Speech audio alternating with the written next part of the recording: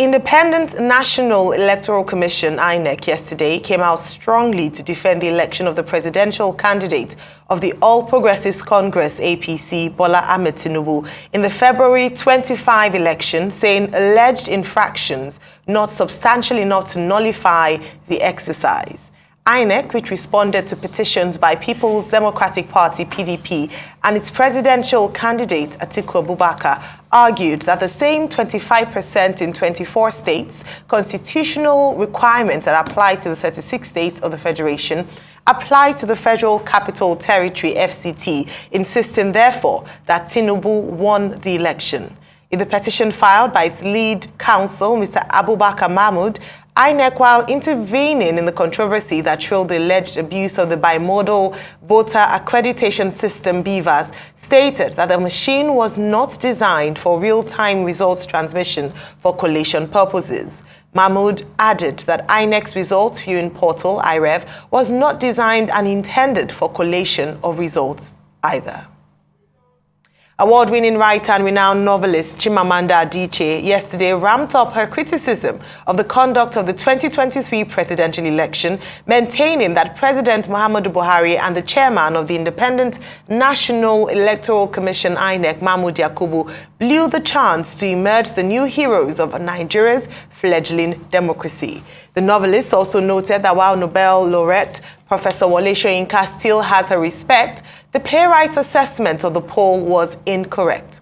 Adichie maintained that INEC's excuse that there were technical glitches in real-time uploading of presidential election results was unbelievable, insisting that it was done on purpose to manipulate the outcome of the election. She pointed out that one of the most glaring evidences of the manipulation of the poll were mutilated election sheets and polling unit agents publicly speaking about how results from the polling units were different from official announcements. Well, Dr. Bati, INEC has responded to the petitions made by parties to the Election Tribunal, and of course yesterday on prime time we had Chimamanda Ngozi Adichie on the show with her comments there. Your thoughts on this? Okay, a basic principle in any legal matter is that you must hear the other side for purpose of justice, balance, equity, and the principle is called audi alteram partem. You must hear the other side. So it is to be expected that INEC, having been joined as a respondent in the petition by the Labour Party and Mr. Peter Obi, would file its own response. And it's not only INEC that has filed a response. The APC and Asiwaju Bola Ahmed Tinubu, the presidential candidate of that party, declared president-elect, also filed a response to that petition. But the one, that you introduced is the response of INEC. And INEC, through Mahmoud SAN, its counsel, in responding, has said that, look, the prayers, the reliefs sought by the Labour Party should not be granted by the court, to the extent that they are, in the view of INEC, nebulous, anachronistic, academic, vague, ungrantable, unsustainable, very robust, very,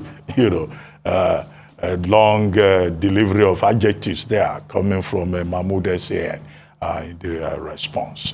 And what are these, grounds of petition by the Labour Party and Mr. Peter Obi? One, that Bola Ahmed Tinubu was not validly elected, and did not have the majority number of votes cast in that election conducted on February 25.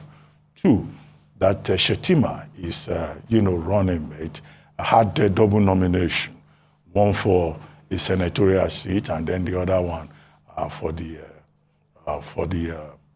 presidential race, which would seem to be a violation, or which is, a violation of the Electoral Act. Three, that the election was marred by rigging and manipulations. Four, that INEC did not follow its own regulations and guidelines, and that INEC ended up, in fact, violating its own enabling laws and even the Constitution. And to that extent, Labour Party and Mr. Peter Obi had argued in their petition that the election was not properly conducted. What was the relief sought? The relief sought was that, Mr. Peter Obi and the Labour Party should be declared winner of that particular election. So INEC now says, look, Labour Party has no case to present.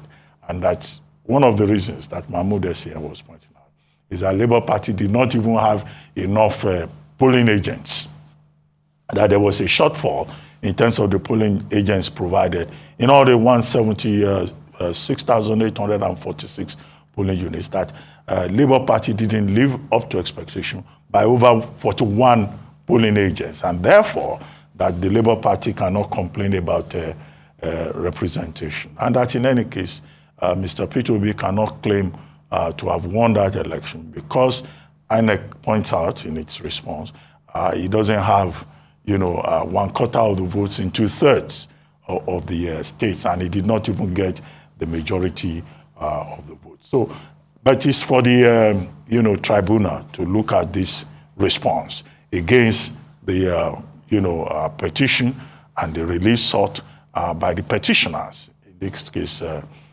Labour Party and Mr. Peter Obi. And I refer to the response by the APC. The APC has also responded. And the APC, in their own response, just saying basically that, in fact, Mr. Peter Obi was not even a candidate in that election. And that therefore, he has no grounds to even raise a protest. And their point is that it's with reference to Section 77 of the Electoral Act, 77(1)(2)(3), and that Mr. Peter Obi, as of the time he joined the Labour Party on May 27 and became the candidate of that party on May 30, he was already, he was still a member of the People's Democratic Party, and that you cannot be in two places at the same time. That would be a violation of Section 77(3) of the Electoral Act, which requires political parties to submit membership register to INEC 30 days before their primaries and conventions. So a technical point there, but again, it's for the tribunal to look at that. APC also argues further that Mr. Peter Obi and the Labour Party had complained about a certain $460,000 that Asiwaju Bola Ahmed Tinubu paid in a case of dishonesty in the U.S. District Court. Of course, they dismissed that again, that's fiction. But that's another issue that we argued. Was the candidate within the purview of Section 131, qualified to have been in that election? They will raise all kinds of points about time. They will raise all kinds of points about whether, in fact, an indictment amounts to a conviction.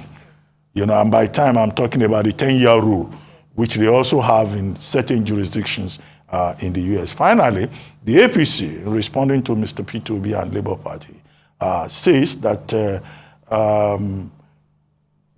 PDP was not joined. PDP and Atiku were not joined in the petition by the Labour Party, and that these are two major parties that could be affected by the outcome. So, two sides of the story.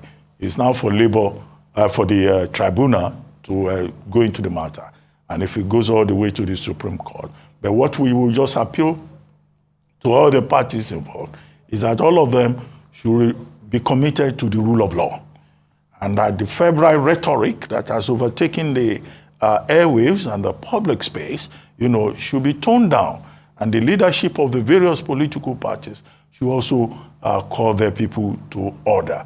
Because we've seen a lot of, surprising things, shocking things, let me say. Maybe not surprising. Nigerians no longer surprise anybody. They're capable of anything. Because even this morning, Mr. Peter Obi, through Dironi Fade, has asked us to issue a statement that when he traveled to London during Easter on Good Friday, that he was more or less detained at the airport because somebody had been using his identity. Okay, and the statement by Dironi Fade pointed out that this is part of the harassment, intimidation that, Mr. Peter Obi has been subjected to, including impersonation in the United Kingdom, in a country where he had lived. So he shouldn't, people should not go to extreme situations. And that brings me immediately to Chimamanda, who had intervened when she wrote Nigeria, a Hollow Democracy, a letter to President Joe Biden. She has been called all kinds of names. She has been abused. People have said, oh, she's not. People who cannot even write a paragraph successfully to describe their own identity. I say, oh, she's not a writer. She plagiarized, half of a Yellow Sun. Complete ignorant people who just because they have the opportunity to be in the public space and access to media platforms just talk absolute rubbish. So I think what she has done as a follow-up to that Nigeria a Hollow Democracy letter that caused so much, reaction, if you like, violent reaction, is to just point out, that, look, she's not supporting Peter Obi because she's Igbo. She's supporting him because he thinks that he's a good candidate and because of his commitment to education. 2, by speaking up a second time, it means nobody can intimidate her. You can't silence her. People say, oh, she lives abroad. She didn't vote. Look, I don't understand that kind of reasoning. You don't have to live in Nigeria to be able to comment on Nigeria. The Nigerian Constitution even recognizes dual nationality. You can be in any part of the world and show interest in your own country. In fact, people like Chimamanda, who are great ambassadors of the country on the literary stage, this is a lady who has been given 14 different honorary degrees, by major universities across the world, who has represented Nigeria. Nobody complained the other time when she was defending Nigeria interests.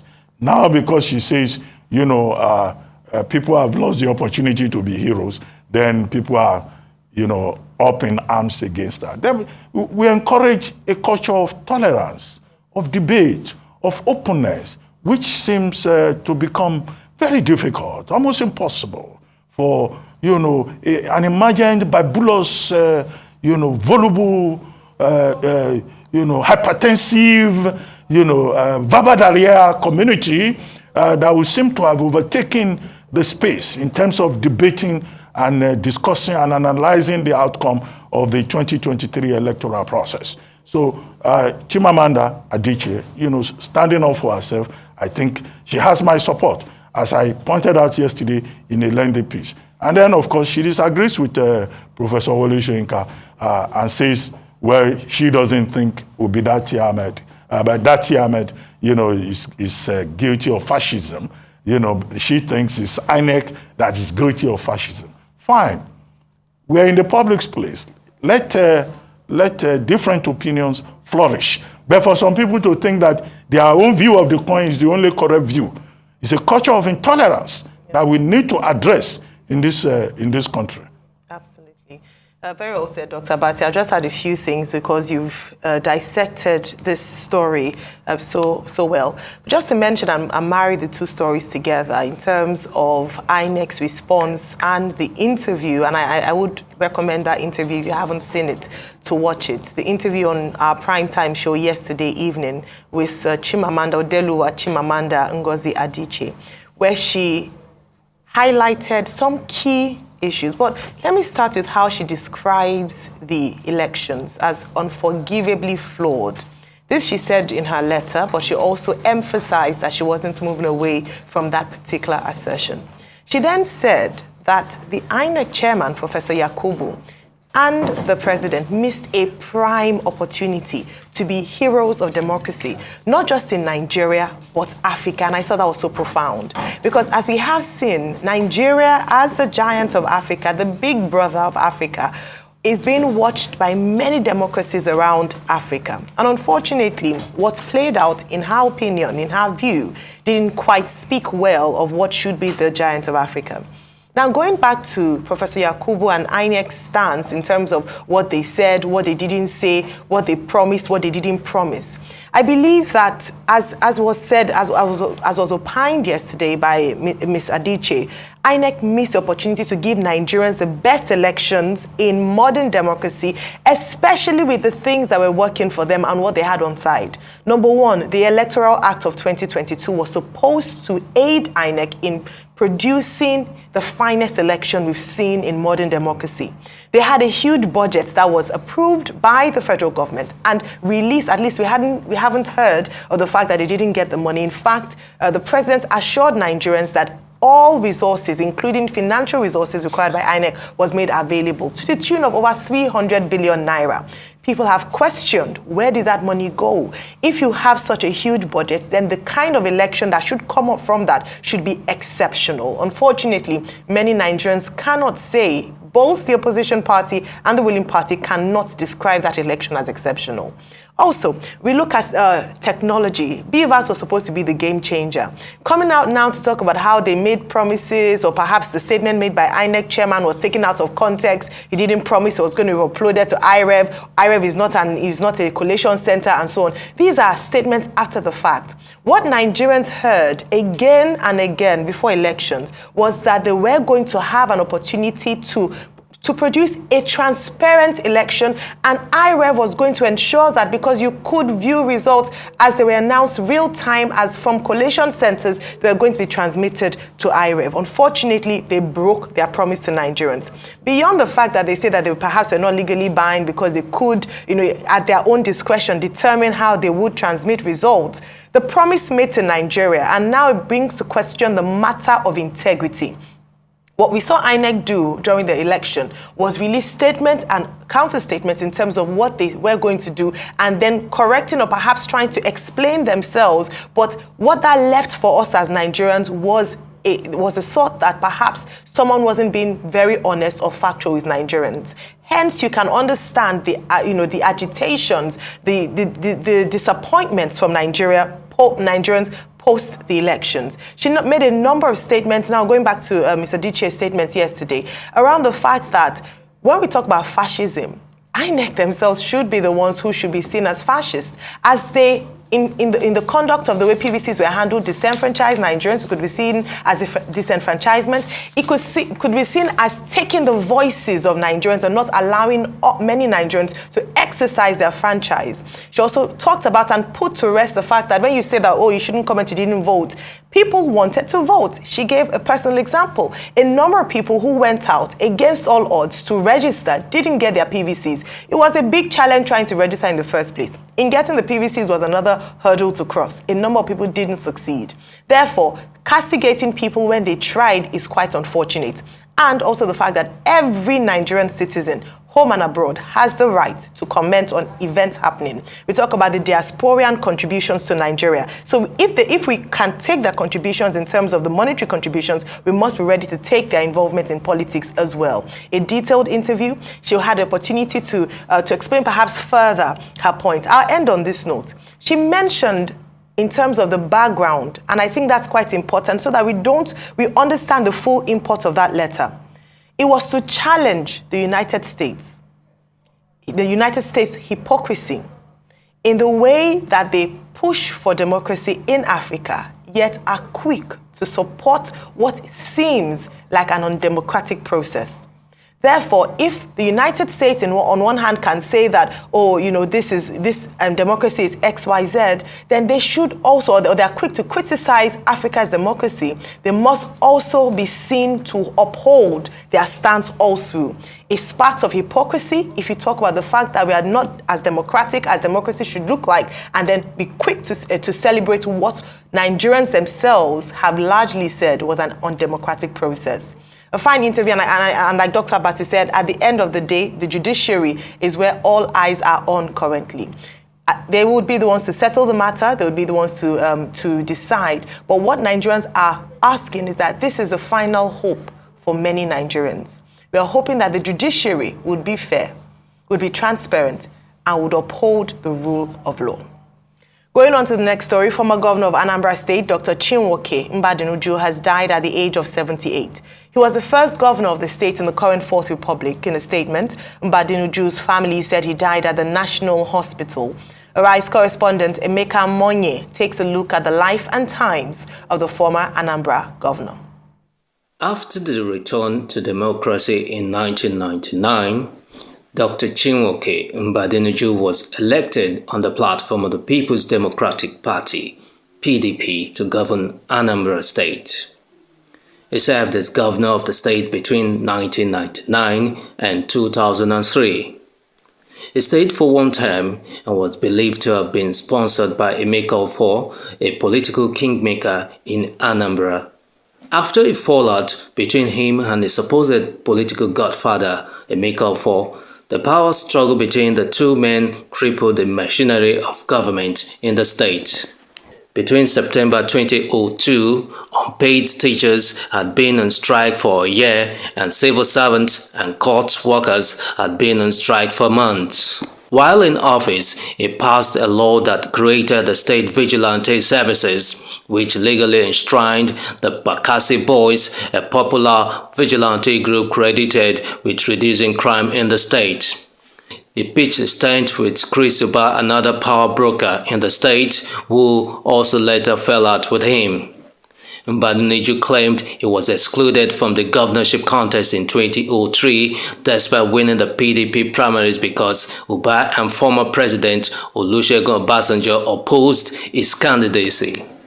Before entering politics, he was an associate professor of politics and African studies at the State University of New York. He was also a personal assistant to Governor of Old Enugu State, Dr. Jim Nwobodo, between 1979 and 1980. He also served as a personal assistant to late President Shehu Shagari between 1980 and 1983. While consoling with members of his family, Governor of the state Charles Soludo asked them to ensure his good legacies are sustained and prayed that the Almighty God grant his soul eternal rest. Chinwoke Mbadinuju was born on 14th June 1945 and was married to Nnebuogo Mbadinuju. They had 5 children. Emeka Moye, Arise News. Well, thank you very much, Emeka Moye, for that tribute. Dr. Abati? Well, I think that the correspondent already covered most of the grounds. Just to say that even before becoming governor, former governor Dr. Mbadinuju was a personal assistant, to Shehu Shagari. He was also a personal assistant to Jim Nwobodo. Senator Jim Nwobodo when he was governor. And then later, he became governor of Anambra State, 1999 to 2003, on the platform of the People's Democratic Party. But before all of that, he had also been a journalist, rising to become editor of Times International. And then in the US, after his PhD, he was an associate professor in political science and African studies at the State University of New York, SUNY, before he then came home and became part of this profession. So he was a journalist, he was an academic, he was also a lawyer. And then, of course, what most people remember would seem to be the turbulence during the time he was governor and the quarrel between, the governor and the godfather. At that time, drawing attention at that time to the politics of godfatherism in Nigerian politics. So it didn't start today. It's been a problem there. And in any case, after being governor and all of that, in his later years, many will remember his role as an elder statesman. Well, a few controversial things, the Anambra Vigilante Service that he established, and also his decision to establish, was it the Anambra State University in his hometown of Uli in Ihiala, local government area of Anambra State. But on the whole, it was highly respected, because in later years he became like a mentor to other governors that emerged. Well, we commiserate with the people of Anambra State, and in particular the people of Uli, Ihiala local government, and also the Mbadinuju family. Anambra is a very gifted, very, lucky state. It's a state of great people, you know. So we're talking about Mbadinuju now, who has passed on. But if you look at the profile of that state, they have so many great people. You know, what the challenge that Professor Soludo seems to have defined as the current governor is how to harness these talents for the good of the people of Anambra State, and you know, to take that state to the level that it should be. Governor Mbadinuju will be remembered, you know, for his scholarship and also, you know, for his contributions to the growth and development of Anambra State, no matter how controversial his tenure may have been. Yes, as you've mentioned, despite the controversies, we just celebrate the life of a man who'd given his stewardship to the people of Anambra as governor in the modern democracy from 1999 to 2003. He passed away yesterday at the National Hospital in Abuja, and you know, as we've mentioned, his death was announced by his first son, and just extolling the virtues and his legacies. And speaking about legacy, as Dr. Abati had mentioned, he's noted for having created the Anambra State University. Despite what some people might say was, you know, taking it to his hometown, the fact is that the university has been established. And I do say that one of the greatest ways that the government of Anambra can honor his legacy is to ensure that the university thrives, and so that the University of Anambra State University stands and thrives, and in terms of the quality of graduates that are churned out and the resources that are allocated to that sector to improve education in the state of Anambra. So we talk a lot about industrialization, but let us also focus and emphasize education in that part. As has been mentioned, we have a number of people, greats, who have come out of that state, and so we look forward to the state producing even more through investment in education and, of course, investment in industrialization.